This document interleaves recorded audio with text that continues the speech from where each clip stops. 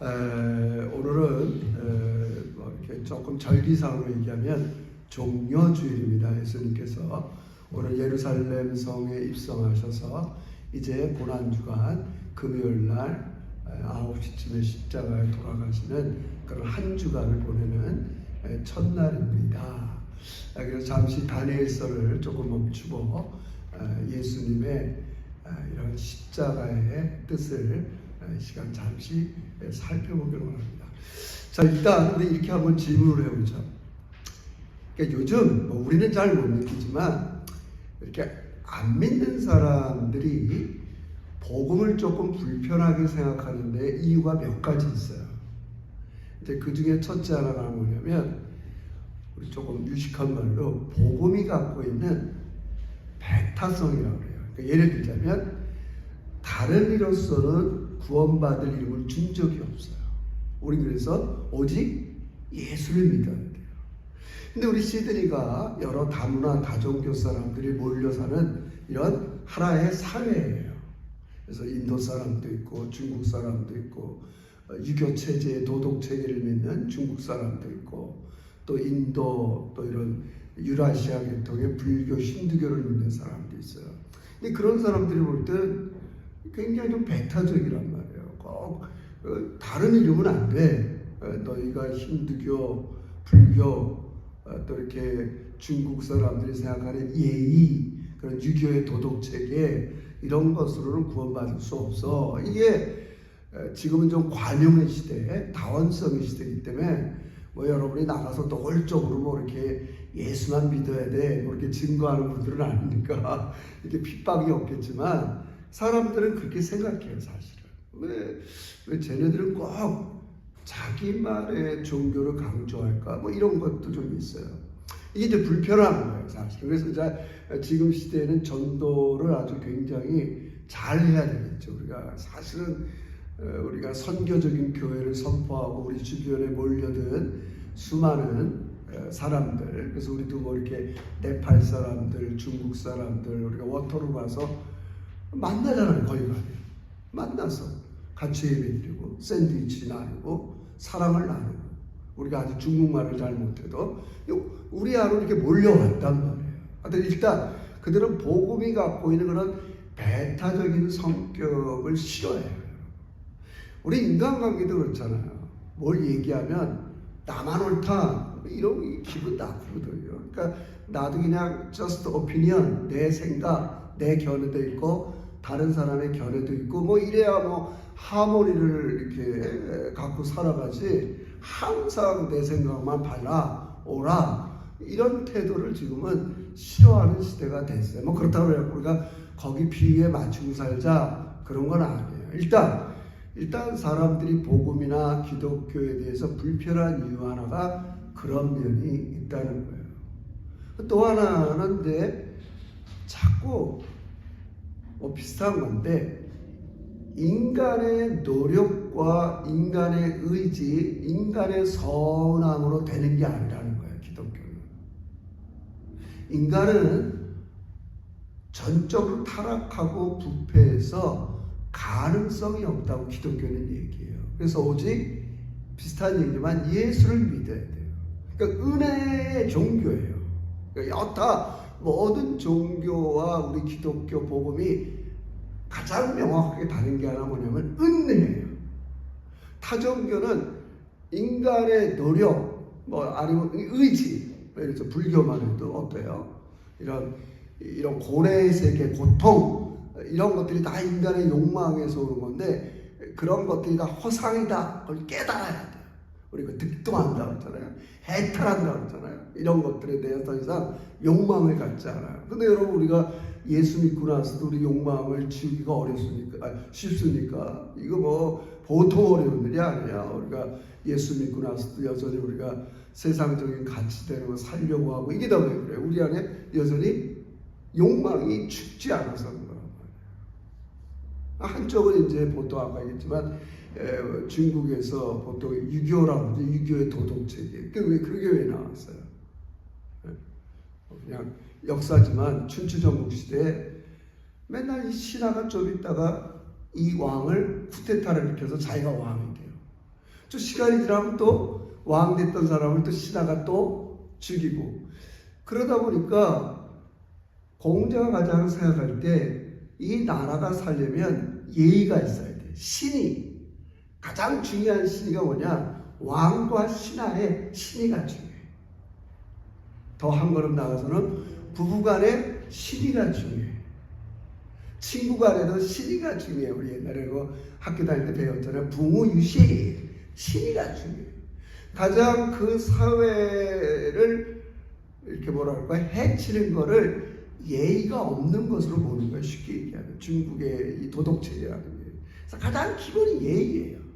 그래서 인간이 이 도덕성을 회복하고 교육을 해서 예의를 잘 지키면 사회가 좋아지고 구원이 온다. 그게 어떻게 보면 물론 사상이지만 중국 사람들과 우리 동양에 많이 퍼져 있는 유교의 가치죠. 그러니까 그런 사람들이 볼 때는 인간이 가망성이 없다는 거. 인간은 무능해. 전적으로 타락해. 이거 기분 나쁘거든요. 어떤 사람은 더 기분 나쁘겠어요. 내가 그래도 경쟁사에서 남보다 공부 잘한다는 좀 소리를 듣고 얼마든지 내가 우수하고 막 이런 사람들은 내가 그래도 한번 노력하고 힘써서 공부도 한번 이룬 적이 있고 사업도 이룬 적이 있는데 이런 게 다 필요 없다 그러는 거에 대해서 별로 마음에 들어하지 않아요. 실제로 전도해보면. 그래서 이 은혜 종교, 이 은혜라는 걸 그들은 바람스럽게 생각하지 않아요. 그래서 이 세상이 갖고 있는 사람들은 늘 두 가지 하나예요. 내가 갖고 있는 가능성과 노력과 힘씀과 애씀을 가지고 구원에 이르려고 하는 것, 여러분 잘 알잖아요. 이러한 것들을 오늘 로마서에서는 뭐라고 표현하냐면 유대인들 입장에서는 율법이라고 합니다. 율법. 내가 율법을 하나하나 지킴을 통해서 하나님의 의에 이루고자 하는 태도를 그런 것을 바울은 율법이라고 해요. 그러니까 우리가 유대인들은 아니지만 오늘 우리 얘기로 하자면 오늘 이 세상 얘기로 하자면 내 힘과 노력과 가능성을 가지고 구원을 이루려고 하는 태도를 율법이라고 해요. 그러니까 바울은 이런 것들을 하나하나 얘기하면서 지금 새로운 구원의 가능성을 얘기하는 거예요. 다 그런 거 갖고는 안 된다는 거예요. 그게 오늘 제가 제목을 적은 그러나 이제는 우리 3장 21절을 봅시다. 자, 3장 21절 같이 읽어봅시다. 3장 21절 시작. 이제는 율법 외에 하나님의 한 의가 나타났으니. 그러니까 예전에는 유대인들한테는 율법이라는 걸 통해서 그들은 구원에 이른다고 그들은 아마 생각했나 봐요. 이것도 지금 세관점 합파이고 신학적인 얘기하기는 이 시간에 짧지만 다른 논란이 많지만 하여튼 적어도 이 텍스트에서 유대인들은 율법 체계를 소중히 여겼단 말이에요. 근데 그런 것으로 구원받는 게 아니라는 거예요. 그러니까 우리 다 배웠어요. 어떻게 배웠어요? 출애굽기에 보면 19장 21장 하나님이 이스라엘 백성들한테 율법을 줄 때 그 첫 번째 전제가 뭐예요? 나는 너를 종되었던 애굽 땅에서 건져낸 여호와다. 율법이 필요 없다는 말이 아니에요. 내가 먼저 너희에게 은혜를 베풀어서 애굽 땅에서 종살이 했는데 구원을 했단 말이에요. 난 이제 너희들한테 신실한 하나님이 될 거야. 신실한 아빠가 될 거야. 그래요? 알겠어요. 이제 하나님께서 우리를 불쌍히 여겨서 애굽에서 430년 동안 종살이하고 있었고 앞에 홍해가 놓여 있는데 건너갈 수 없는 우리를 건졌어요. 그리고 이제는 약속을 한 거예요.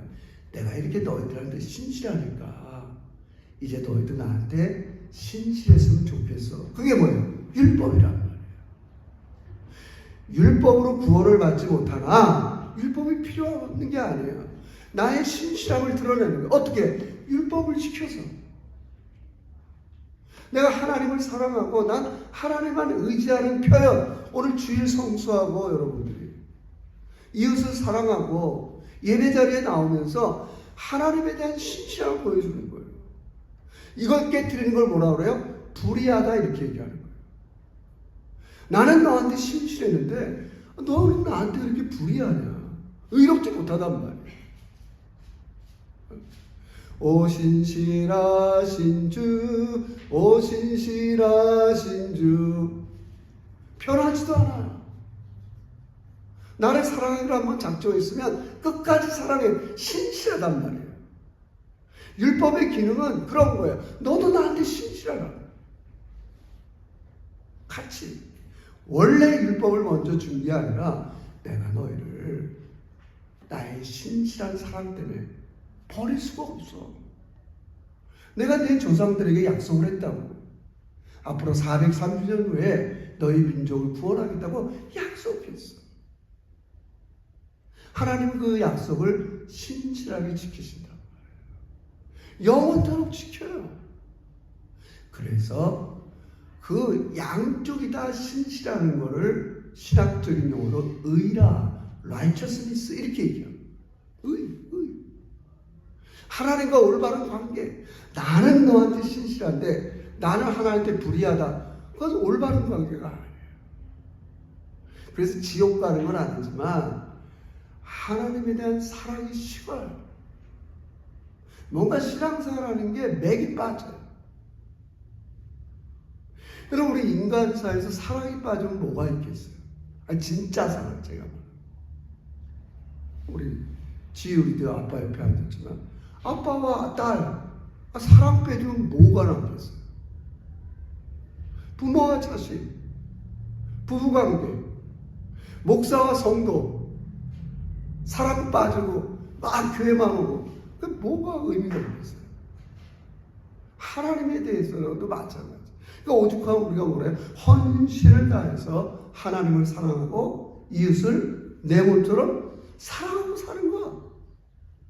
그게 우리가 하나님에 대한 신실함이에요. 어떤 면에서 오늘도 우리가 주일날 다시 이 자리에 모인 이유는 일상에 나가서 그렇게 못 살 때가 있어요. 우리 장로님 기도한 듯이 눈에 보이는 재물을 더 사랑하고 주변의 이웃보다는 경쟁과 시기 이런 걸로 인해서 나를 더 사랑하고 그러니까 우리가 다시 이 자리에 와서 삶을 재정비하는 거예요. 하나님은 너희들에게 신실하게 너희 어떤 공경에서도 우리를 건져내시고 내가 너희를 죄의 지배로부터 심판으로부터 진노로부터 구원해내서 나는 너희들한테 신실했는데 넌 왜 나의 신실함을 믿지 않고 한 주 동안 다른 거 의지하고 다른 거 사랑하고 너희는 그런 애가 아니야. 나의 신실하심을 믿으라. 내 사랑, 내 능력을 믿으라. 할렐루야. 그걸 다 재정비하는 거예요. 이게 깊이 신앙에 뿌리내도록 하나님께서 깊이 뿌리내는. 그래서 율법 외에 한 의가 인간의 노력으로 되는 게 아니라는 거예요. 그게 누구예요? 오늘 설명을 합니다. 뭐라고 해요? 누가 어떤 한 의를 이제 소개해요. 어떻게 하면 우리가 의롭다함을 받을 수 있는가? 22절. 자, 주세요. 곧, 성도의 성경을 해석해요. 곧, 시작. 곧, 예수 그리스도를 믿음으로 말미암아 모든 믿는 자들에게 미치는 하나님의 의인이 차별이 없어요. 하나님의 의가 나한테 왔다고요. 뭘 해요? 예수 그리스도를 믿음으로 말미암아. 율법으로 가진 게 아니라는 거죠. 예수를 믿음으로 말미암아. 왜 이것밖에 안 될까요? 그걸 또 친절하게 23절에 설명을 해놨어요. 자, 23절도 한번 봅시다. 시작. 모든 사람이 죄를 범하였음에 하나님의 영광에 이르지 못한 이 이유 때문에 그래요. 모든 사람이 죄를 범하였단 말이에요. 언제 범했어요? 인간은 기본적으로 여러분이 아실 것처럼 하나님의 형상으로 지음받아서 하나님과 교제하고 하나님과 즐겁고 하나님과 함께하면서 아버지의 영광을 함께 누리게 되도록 만들었어요. 근데 이게 훼손이 된단 말이에요. 언제? 하나님께서 아담과 하와에게 동산의 중앙에 있는 나무들 선악과를 따먹지 말라고 했는데 따먹었다. 너희가 먹는 날에는 정령 죽으려고 그랬어. 근데 사단이 어떻게 꼬셨어요? 아니야. 따먹으면 너가 도리어 눈이 잘 들으세요? 밝아져. 그러니까 모든 여러분 잘 들으세요. 성경적인 의미에서 가장 기본적인 죄의 디피니션, 죄가 뭐냐? 하나님의 자리를 탐하는 거예요. 우리 그래서 뭐 1계명도 우상 숭배하지 말라. 마지막 10계명의 마지막도 뭐야? 내 이웃의 것을 탐하지 말라. 하나님의 자리를 탐하는 거예요. 하나님이 온 땅의 주인인데 자꾸 내가 주인 노릇하면 편할 거라고 유혹을 받는 거예요. 그래서 인간은 다 하나님의 영광에 이르지 못해요. 그 뜻이에요. 하나님의 자리를 탐하는 거예요. 이거는 예수 믿고 나서도 이 병은 여간 잘 고쳐지지 않아요. 내 생각, 내 의지, 내 뜻으로 해야, 내가 그 자리에 주인 노릇해야 가정도 편하고 내 직장 생활도 편하고 인간관계도 편하다고 생각한단 말이에요. 이게 지금 세상 사람들이 살아가는 방식이란 말이에요. 모든 사람이 죄를 범하였음에 하나님의 영광에 이르지 못해요. 이게 인간은 전적으로 타락했기 때문에 안 된다는 거예요. 지금 뭘 얘기하고 싶은 거예요? 바울이 죄의 심각성을 얘기하는 거예요. 여러분 다른 종교를 뭐 비교해서 폄하하는 건 아닌데 여러분 이걸 자꾸 우리가 신앙생활에 여러분 죄라는 건 상당히 인격적인 면이 있는 거예요. 하나님은요 진짜 아버지로서 인격자예요. 여러분 지금 이렇게 뭐 애들이 사랑스러우니까 지율이, 서율이, 레오레이가 뭐 엄마한테 뭐 잘못하고 뭐 아빠한테 대들고 어게인스트 한다. 이걸 별로 이렇게 심각하게 여기지 않을 수 있어요. 그러니까 애니까 잘 모르니까 사랑밖에 없으니까. 근데 하나님은 사랑밖에 없지만 또 하나 완전한 공의를 갖고 계세요. 그러니까 많은 이 세상 사람들과 우리 그리스도인들이 너무 이 죄의 심각성을 간과해요. 뭐 이 정도야. 뭐. 예수의 피 묻은 십자가의 보험으로 내가 다 용서받았는데 뭐 틀린 말은 아니에요.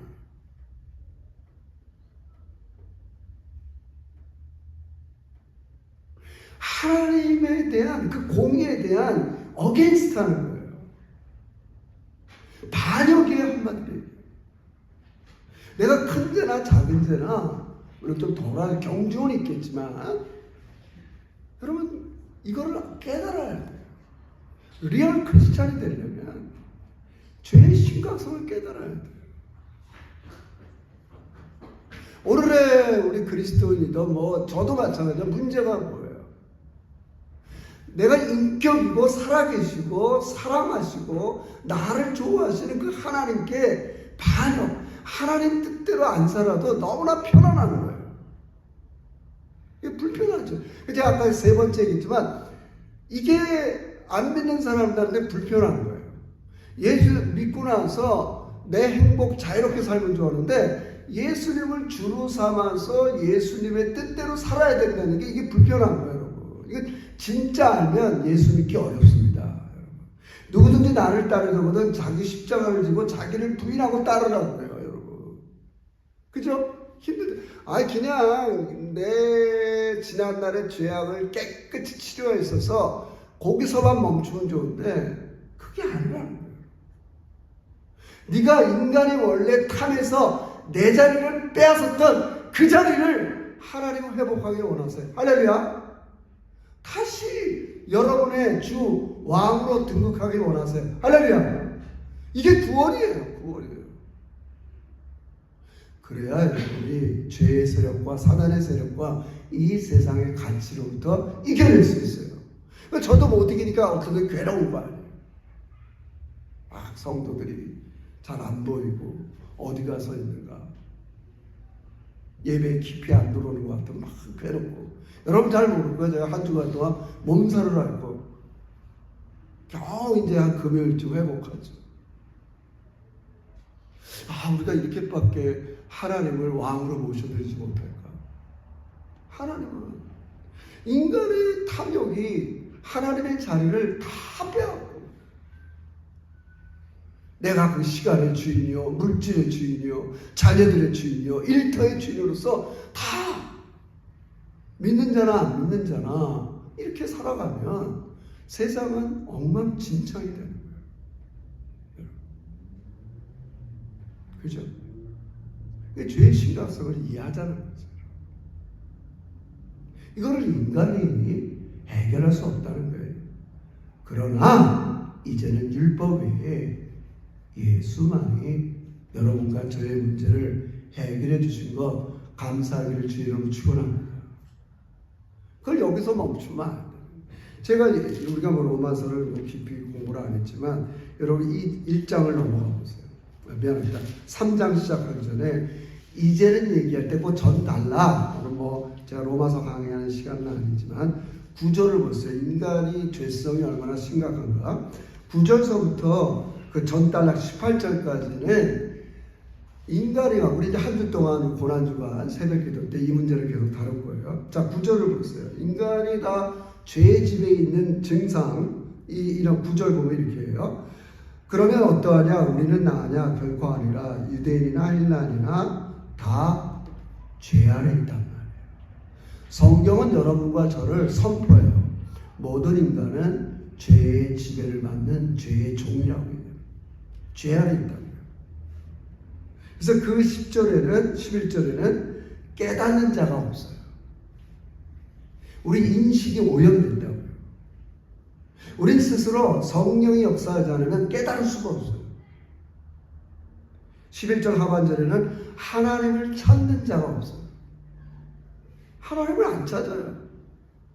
심지어 그리스도인들도 어려운 일이 있을 때 하나님을 안 찾으려고 해요. 더 예배에 깊이 나가고 더 기도의 자리에 깊이 나가고 하나님 만나서 이 문제를 해결해야 되는데 하나님을 안 찾는, 그게 뭐예요? 우리의 타락한 증세예요. 심각성을 느껴야 된다는 거예요. 예수는 믿으나 또 이 죄의 심각성에 오염된 나의 본성이 실력 발휘를 한단 말이에요. 그게 하나님을 안 찾을 때가 있는 거죠. 그 다음에 12절에 이렇게 얘기해요. 다 치우쳐요. 그럼 오늘 우리 한국 사회나 호주 사회나 우리 치우친다는 게 뭐예요? 편견을 갖고 있어요. 한쪽으로 다 치우쳐 있어요. 다 이거 아니면 저거예요. 그래서 판단하고 다 치우쳐 있어요. 우리의 심각성을 느껴요. 내가 얼마나 죄에 오염돼서 심각한 존재라는 걸 전달나게 이렇게 얘기하는 거예요.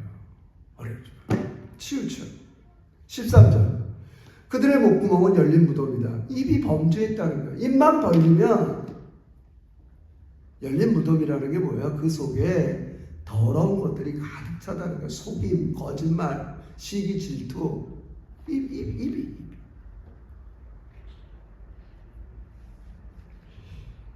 14절에서 16절까지는 인간관계가 다 파괴된 걸 얘기하는 거예요.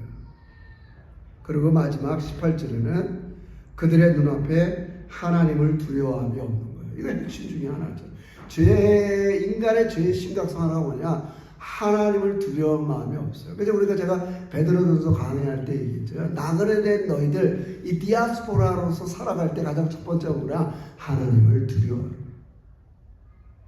거예요. 내가 뭐 이렇게 마음대로 살아도 지금 아무 일도 안 벌어지는데 하나님 의식하지 않아요. 뭘 두려워해요? 말하고 싶은 대로 다 말하고 내가 하고 싶은 대로 다 해도 이 두려운 마음이요. 제가 자꾸 말하는 건 이게 우리의 죄된 성품의 심각성이라는 거예요. 심각성이에요. 이거 너무 심각합니다, 여러분. 우리가 저도 심각해요, 목사로서. 보면, 진짜. 제가 아까 기도했지만, 야, 이게 껍데기만 목사 아니야, 진짜. 내가 진짜 목사가. 바울이 지금 그 얘기에 표면적 유대인이 유대인, 이 말은 껍데기만 유대인이면 뭐야, 하는 거야, 너희들이 지금. 말씀대로 안 사는데. 껍데기는 유대인이야. 안식일 지키고, 음식 가려먹고, 자기 민족이 우월한 민족이다, 선택받은 민족이라 자랑을 하는데, 그 속에 하나님을 사랑하고 이웃을 사랑하는 게 하나도 없어. 다 껍데기야. 그렇죠? 여러분, 이 문제를 자꾸 진짜 이런 심각한 문제를 누구가 해결하냔 말이에요. 우리는 이걸 알고 그냥 예수 믿을 때 예수의 피 묻은 십자가만 의지하는 게 아니라 매일매일 십자가 앞에 나가시기를 주의로 축원합니다. 할렐루야. 내가 매일 십자가 앞에 더 가까이 가오니. 십자가 앞에 나가서 내가 정말 얼마나 치우친 사람이고 편견을 갖고 있고 입에는 더러운 것들이 있고 어려울 때마다 하나님 찾지 못하고 이런 심각한 죄인이라는 걸 우리는 알아야 됩니다. 그래야 우리가 어디 가서 자랑하지 않고 내가 받은 구원에 감사하고 겸손할 수밖에 없어요. 겸손할 수. 정말 다행이다. 예수님 아니면 나는 정말 큰일 날 뻔한 인간이구나. 누가 이 사망에서 나를 건져낼까? 할 수 없어요. 너무 깊은 거예요. 너무 깊은 거예요. 예수님께서 십자가에 보혈로서 우리의 이런 심각한 죄악들을 다 소멸해 주신 거예요. 그걸 믿을 때 하나님이 여러분과 저를 옳다고 인정하는 거 믿으시길 주의 이름으로 축원합니다. 할렐루야. 나를 옳다고 하는 거예요. 제 얘기가 아니라 성경이 믿으라. 그럼 구체적으로 뭘 믿느냐? 여기까지만 하고 우리 마무리하겠습니다. 24절. 자, 24절 시작. 그리스도 예수 안에 있는 성령으로 말미암아 하나님의 은혜로 값없이 의롭다 하심을 얻은 자 되었느냐. 이 중요한 말이 있어요. 그리스도 예수 안에 있는 속량. 속량이라는 단어는 원래 구약의 단어예요. 구약시대의 사람들이 빚을 지고 이 농경사회에서 가뭄이 오고 힘들면 이게 뭐 추수할 게 없으면 빚을 질 수밖에 없어요. 그러다 계속 빚지면 갚을 길이 없으면 자기가 노예가 돼야 돼. 자기 몸으로 갚아야 돼. 농경사회에서. 근데 그 노예로 된 사람을 대신 갚아주는 구약의 제도를 고액이라고 해요. 자기 친척 중에서 누가 빚을 많이 져서 노예야. 하나는 그런 법을 만들어서 그렇게 내버려 두면 안 돼. 혹시 친척 중에서 돈이 좀 있는 사람들은 그 사람들을 사서 자유를 줘야 돼. 그게 고액. 거기서 따온 다이어가 성량이에요. 죄의 지배에 있는 여러분들을 우리 아빠 되신 하나님께서 대신 고액 갚아주십니다. 누구를? 예수를 대신해서. 예수를 죄값으로. 여러분 다 신감이 아니지만 예수를 하나님의 진노를 퍼붓는. 처음 우리 로마서 1장 시작할 때 하나님의 진노가 경건하지 못한 자, 불의한 자들에게 나타난다.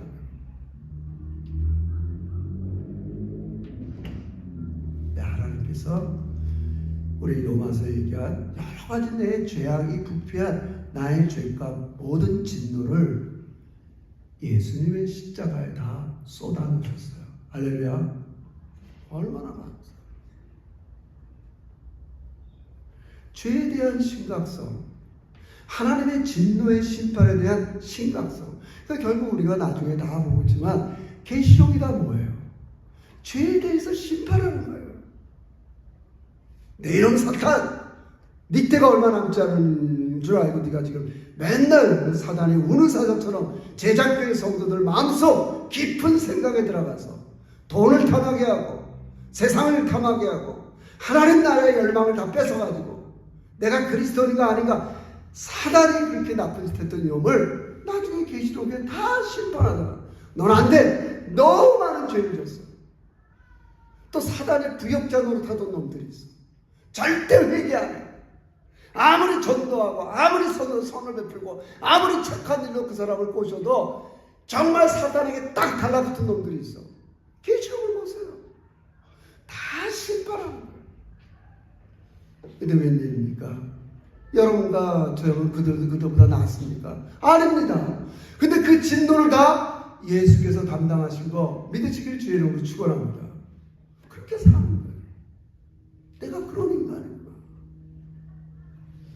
그래서 여러분과 저는 다시 새롭게 출발할 수 있는 거 믿으시길 주의 이름으로 축원합니다.